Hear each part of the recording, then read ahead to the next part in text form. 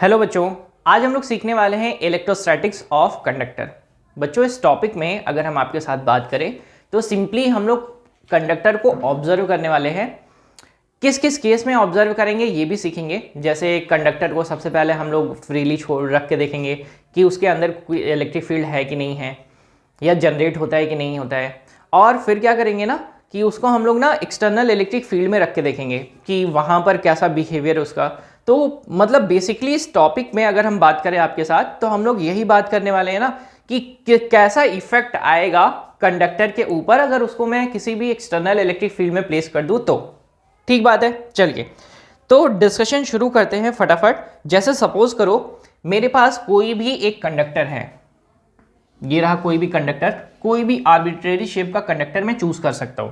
ठीक है, अभी ये कैसी कंडीशन में है, यहां पर कोई भी इलेक्ट्रिक फील्ड अप्लाई नहीं किया मैंने। ठीक है, इनके पास क्या होते हैं, फ्री इलेक्ट्रॉन्स होते हैं। और फ्री इलेक्ट्रॉन क्या करते रहते हैं, मूव करते रहेंगे, किधर भी मूव करते रहेंगे। और अगर मैं आपसे पूछूं कि इनके अंदर नेट इलेक्ट्रिक फील्ड कितना होगा तो E inside is equal to 0। ठीक है, ये बात समझ में आती है, कोई गड़बड़ तो नहीं करेंगे। अभी कुछ समय पहले हम लोगों ने ना एक डिस्कशन किया था, एक डेरिवेशन किया था, जहां पर हम लोगों ने किया था एक स्पेरिकली चार्ज कंडक्टर है, उसकी वजह से इलेक्ट्रिक फील्ड डिफाइन किया था। अब वहां के केस को अगर मैं फिर से ऑब्जर्व कराऊं आपको, जैसे देखो अभी मैं कंडक्टर को फिर से आर्बिट्रेरी शेप का भी ले लेता हूं, और जो लास्ट डिस्कशन में हम लोगों ने सीखा था तो मैं वेल डिफाइंड शेप भी ले लेता हूं, दैट इज स्फीयर। ठीक है, अब मैं क्या करता हूं ना, इनको कोई इलेक्ट्रिक फील्ड दे देता हूं, इलेक्ट्रिक फील्ड दे दिया। ठीक, अभी क्या होगा, इनके ये जो फ्री इलेक्ट्रॉन थे वो लोग क्या हो जाएंगे, वो लोग इस फील्ड की वजह से ड्रिफ्ट होकर किसकी डायरेक्शन में आने लगेंगे, इसके दूसरे साइड पे। क्योंकि अगर मैं फील्ड का डायरेक्शन इधर की तरफ दिखा रहा हूं, मतलब ये रहा इसका पॉजिटिव साइड और ये कैसा निगेटिव साइड, तो इलेक्ट्रॉन किधर की तरफ जाएगा, इलेक्ट्रॉन जाएगा पॉजिटिव साइड। यहां पर अगर कोई इलेक्ट्रॉन है तो वो ड्रिफ्ट होकर किधर आएगा, इस साइड पर। यानी इलेक्ट्रॉन लोग किधर ड्रिफ्ट होकर आने की कोशिश करेंगे, दैट इज पॉजिटिव साइड। यानी आप सिंपल सा ये बोल सकते हैं कि इलेक्ट्रॉन ड्रिफ्ट होकर अगर दूसरी तरफ आ रहे हैं तो ये क्या करेंगे, इनका ये कौन सा साइड बन जाएगा, निगेटिव साइड, और दूसरा वाला साइड कैसा बन जाएगा, पॉजिटिव साइड। तो अगर मैं ये बात करूं कि जितना एक्सटर्नल इलेक्ट्रिक फील्ड है उतना ही इनके अंदर भी इलेक्ट्रिक फील्ड आ जाने वाला है, यानी नेट इलेक्ट्रिक फील्ड कितना हो जाएगा, इनसाइड इक्वल टू 0। यानी इनके अंदर ई नेट कितना होगा, 0। ये बात हम लोगों ने सीखी भी थी कि net electric field inside the conductor will be 0। अब यहां पर जो हम लोगों ने केस डिफाइन किया था, अगर मैं इसको चार्ज कर रहा हूं तो चार्ज कहां पर जा रहा था, सरफेस पर। और अगर मैं आपसे बात करूं कि इसके अंदर कितना चार्ज है, तो चार्ज इसके अंदर कितना है, जितना पॉजिटिव है उतना ही निगेटिव। यानी अगर मैं किसी भी पॉइंट पर डिफाइन करूं तो नेट चार्ज, जैसे मैं इसके अंदर कोई भी रीजन डिफाइन करूं तो इनके अंदर नेट चार्ज कितना आ रहा था, that is Q net will be 0। अगर चार्ज ही नहीं है तो इसके अंदर फील्ड कितना आएगा, वो आएगा 0।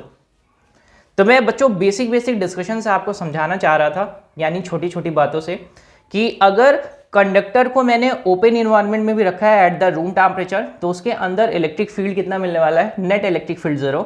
अगर मैंने उसको चार्ज भी कर दिया है उस कंडीशन पर भी उसमें क्या मिलने वाला है, नेट इलेक्ट्रिक फील्ड इनसाइड 0।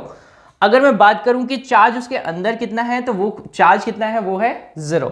तो कुछ इसी तरीके से बेसिक पॉइंट हम लोग लिखते चलते हैं। First point is that is net electric field कहां पर, इनसाइड द कंडक्टर कितना है बच्चों, वो है इज 0।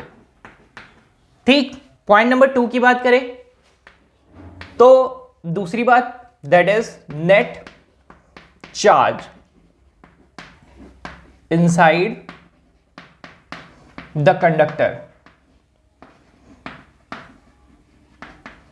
कितना है, इज 0। ठीक है ना, इस कंडक्टर के अंदर कितना चार्ज होगा, नेट चार्ज इज 0। ठीक, चलिए नेक्स्ट कंडीशन बात करते हैं, third point, that is eight the surface eight the surface of conductor the electric field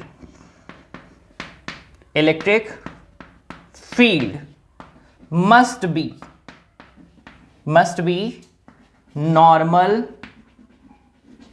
to the surface at every point। अगर हम कंडक्टर के सरफेस पर चार्ज कंडक्टर के सरफेस पर बात करें और मुझे निकालना है इलेक्ट्रिक फील्ड, चार्ज कंडक्टर के सरफेस पर मुझे क्या निकालना है, इलेक्ट्रिक फील्ड निकालना है, तो आप सिंपल सा क्या बताएंगे, देखो जरा, चार्ज कंडक्टर के सरफेस पर मुझे क्या निकालना है, इलेक्ट्रिक फील्ड।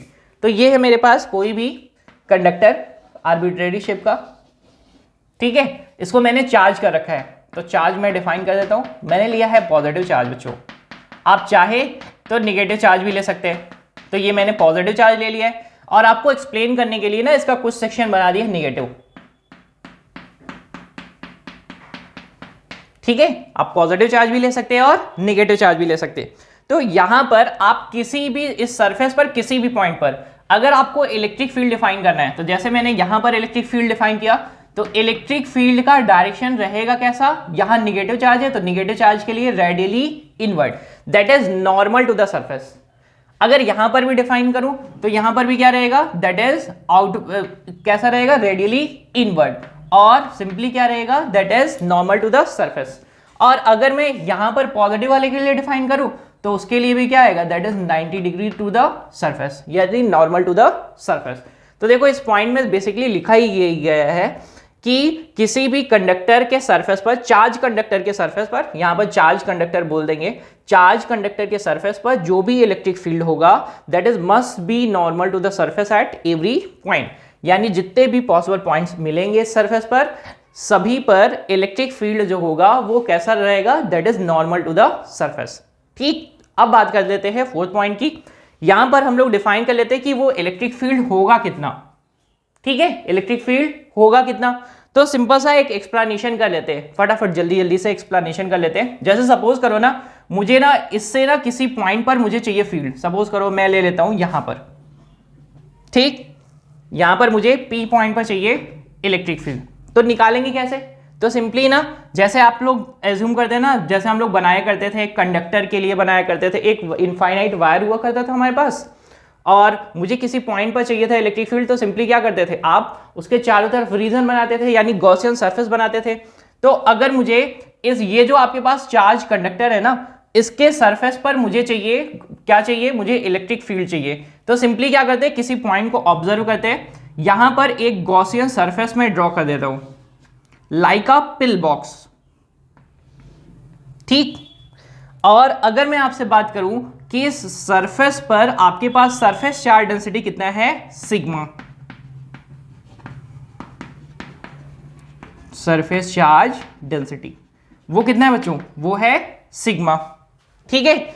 और अगर मैं यहां पर एरिया एलिमेंट की बात करूं तो ये एरिया एलिमेंट कितना है, ds, छोटा सा एरिया एलिमेंट सेलेक्ट किया है ds। और अगर मैं यहां से इलेक्ट्रिक फील्ड लाइंस की बात करूं तो इलेक्ट्रिक फील्ड लाइंस तो कैसे जाएंगी, that is normal to the surface. और अगर ये जो मैंने एरिया लिया है इसका भी मैं अगर ड्रॉ करूं डायरेक्शन तो वो भी कैसा मिलेगा, दैट इज नॉर्मली आउटवर्ड, ठीक है। तो अगर मैं यहां पर एरिया और फील्ड के बीच का एंगल आपसे पूछूं तो वो थीटा कितना रहेगा आपके पास, 0 डिग्री। बस सिंपल सा एक्सप्लेनेशन क्या करेंगे, यहां पर सिंपली यूज करेंगे गॉस लॉ, गॉस लॉ को यूज कर लेते, देखते जरा।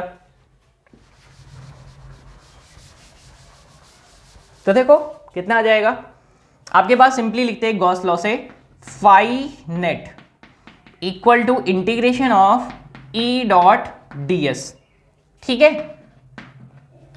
अब क्या करेंगे, यहां पर cos थीटा है, cos कितना डिग्री, 0 डिग्री, तो आप सिंपली बोल सकते हैं यहां पर आ जाएगा आपके पास, दैट इज E को बाहर करते हैं और इंटीग्रेशन ऑफ ds, ठीक है। cos थीटा को मैंने हटा दिया है क्योंकि cos 0 बराबर कितना होता, 1। इतना एक्सप्लेनेशन अब मैं कर चुका हूं आपके लिए, तो आप ये आसानी से समझ सकते हैं ना, यहाँ पर डॉट प्रोडक्ट हटाएंगे तो आ जाएगा E D S cos 0 degree, और कॉस 0 का वैल्यू कितना होता, 1 होता, तो मैंने उसको हटा दिया है, बस सिंपली किया है इलेक्ट्रिक फील्ड को बाहर रखा है, इंटीग्रेशन ऑफ डी एस। ठीक है, कोई गड़बड़ तो नहीं करेंगे। चलिए अब ध्यान से देखते हैं, आपके पास ये क्या आ जाएगा, फाई नेट, और गॉस लॉ से हम क्या जानते हैं, फाई नेट, गॉस लॉ से हम फाई नेट जानते हैं, that is Q upon epsilon not. ठीक है, अब ध्यान दीजिए, यहां पर ये जो हम लोग बात कर रहे हैं ये तो छोटे से सरफेस के लिए बात कर रहे हैं, ठीक, और अगर मैं पूरे सरफेस के लिए कहीं पर भी बात करूं तो सिंपली ना ये, और छोटे से भी एलिमेंट के लिए भी अगर बात करें कि ये छोटा सा चार्ज है, तो यहां पर सिंपली हम लोग क्या कर सकते हैं, सरफेस चार्ज डेंसिटी से इंक्लूड कर सकते हैं, यानी आपके पास सिंपली होता है that is surface charge density बराबर चार्ज अपॉन कितना, एरिया, सरफेस एरिया, और सरफेस एरिया यहां पर कितना है, यहां पर सिंपली ds। तो आप सिंपली चार्ज की जगह पर कितना पुट कर सकते हैं, that is sigma into ds।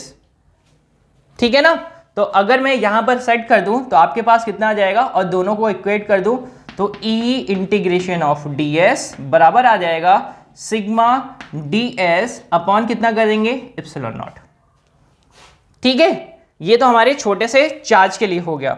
अब अगर मैं पूरा एरिया डिफाइन कर दूं तो ये एलिमेंटल, ये आपके पास एरिया और एरिया क्या हो जाएगा, एक दूसरे से कट ही जाने वाला है, यानी सिंपल सा आपके पास क्या आ जाएगा, that is electric field is equal to that is sigma upon epsilon not and that is normal to the surface.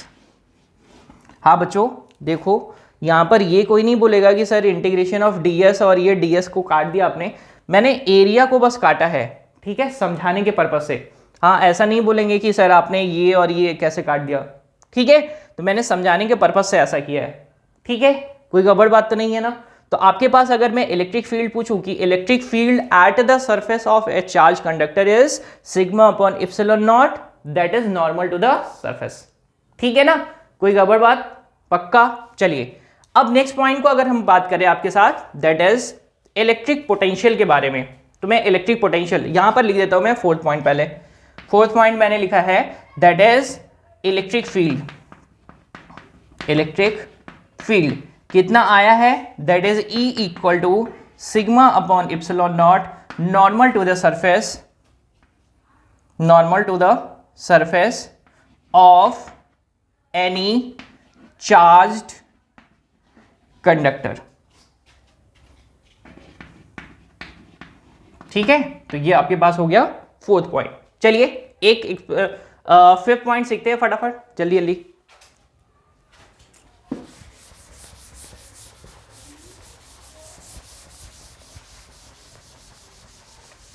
देखिए बच्चों, अगर मैं बात करूं आपसे इलेक्ट्रिक पोटेंशियल की, क्या बात करूं आपसे, इलेक्ट्रिक पोटेंशियल, तो मैं फिफ्थ पॉइंट लिखता हूं electric potential. Potential potential inside the charged conductor, charged conductor is constant. कितना होगा बच्चों, कांस्टेंट होगा, और कांस्टेंट होने के साथ साथ होगा कितना, that is equal to the potential at the surface. जितना सरफेस पर होगा उतना ही पोटेंशियल कहां पर होगा, इनसाइड द कंडक्टर। यानी अगर मैं यहां पर इसके सरफेस पर मैं पोटेंशियल की बात करूं, जैसे सपोज करो मेरे पास है ना, ये है एक स्फीयर, ठीक है, जिसका रेडियस कितना है, रेडियस है इसका r। तो अगर मैं आपसे पूछूं कि इसके सरफेस पर पोटेंशियल कितना होगा, तो आपने डिफाइन किया था, कितना डिफाइन किया था, v इक्वल टू के क्यू अपॉन r, जहां पर Q क्या था, इस सरफेस पर मौजूद चार्ज।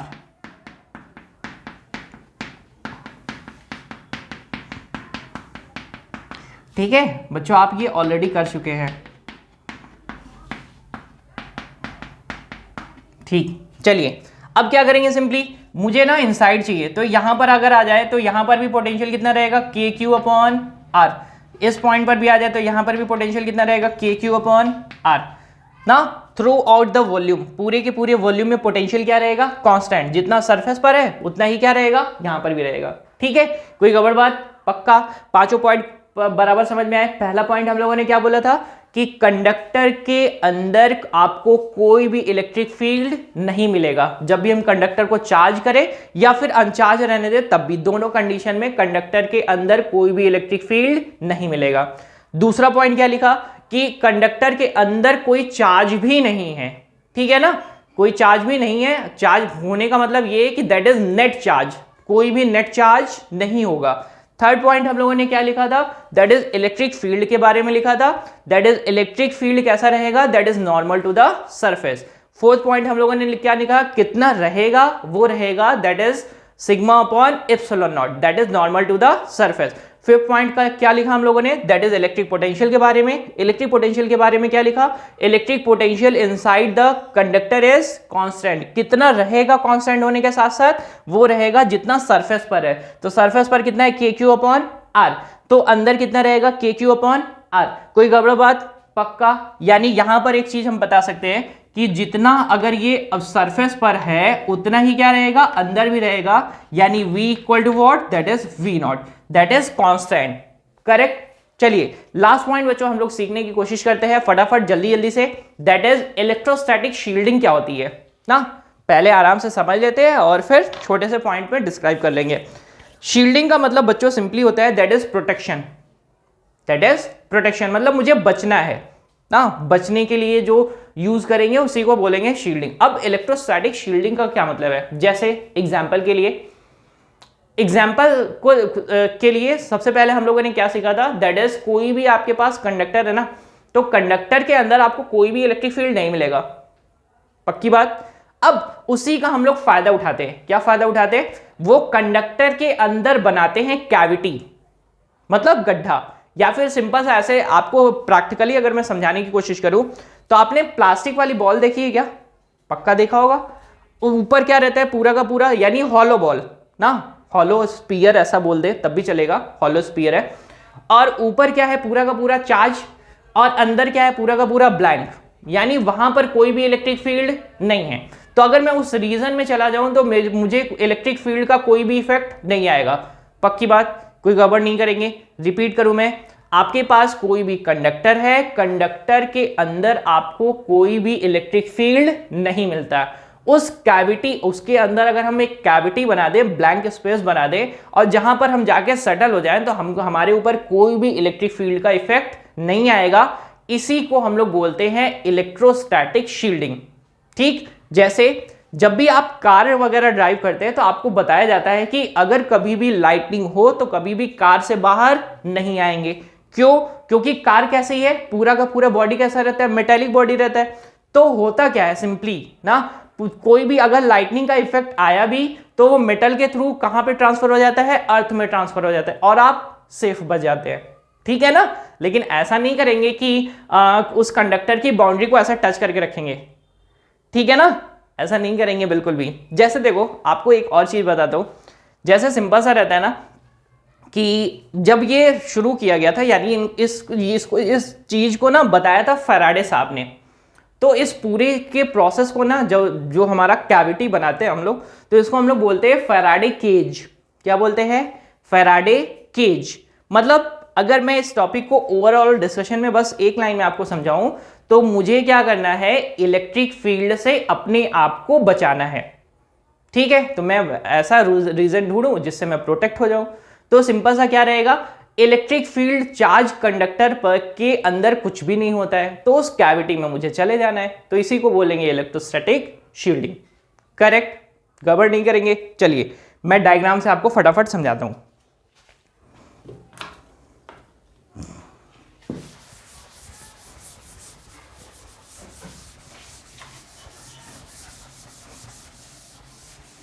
जैसे देखिए ये कोई भी आर्बिट्रेरी शेप का कंडक्टर है।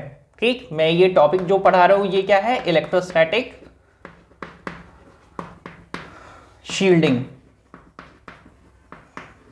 ठीक है ना, जैसे आपने शील्ड के बारे में सुना भी होगा ना, अगर आप मार्वल मूवीज वगैरह देखते हैं तो वहां पर प्रॉपर जैसे शील्ड बनाया जाता है, बचाने वाले लोग ना, ऐसा समझेंगे, ठीक है ना।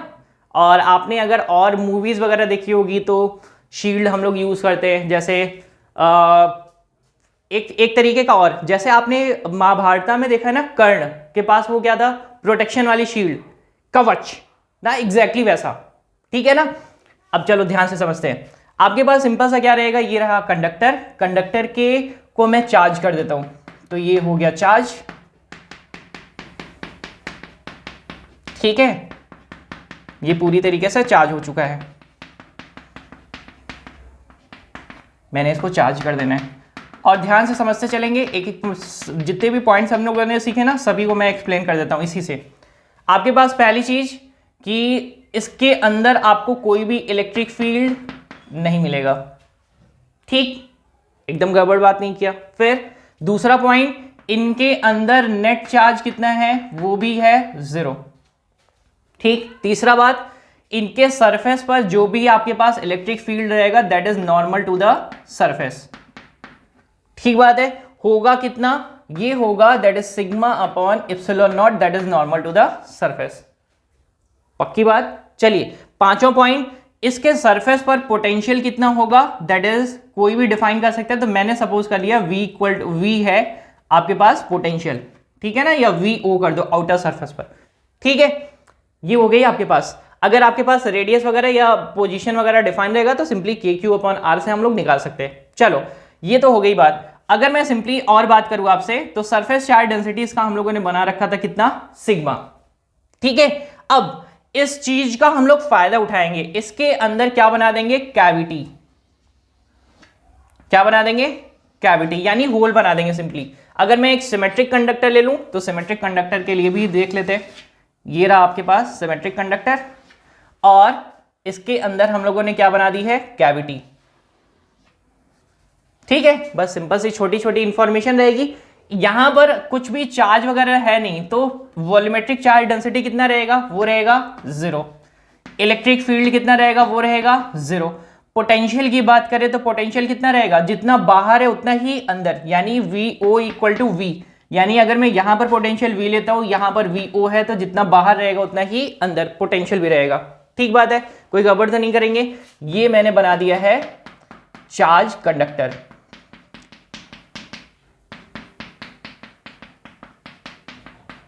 ठीक है। तो इसी को हम लोग बोलते हैं इलेक्ट्रोस्टैटिक शील्डिंग, ठीक, कोई गड़बड़ तो नहीं करेंगे, यानी इस रीजन में चले आएंगे तो मुझे कोई भी इलेक्ट्रिक फील्ड का इफेक्ट नहीं आएगा, ठीक है, पक्का बात समझ में आए हैं। चलो मैं उम्मीद करता हूं बच्चों आपको इलेक्ट्रोस्टैटिक ऑफ कंडक्टर बहुत अच्छे तरीके से समझ में आया है, ठीक है बच्चों।